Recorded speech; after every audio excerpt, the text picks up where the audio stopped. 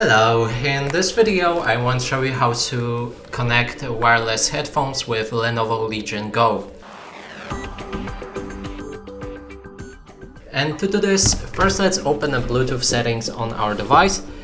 And here we have the Windows settings. We need to go for Bluetooth and other devices. And right here, make sure that your Bluetooth is enabled.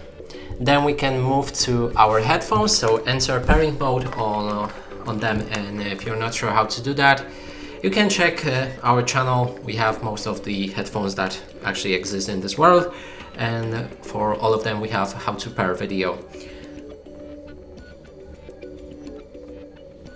Okay, so they're in the pairing mode. We can click on add device, Bluetooth. Here, let's wait a few moments, and here's my headphones. Click on them and they should pair with your Lenovo Legion. And that's it for this video. Hope you like it. Please consider subscribing to our channel, leave a like and a comment below.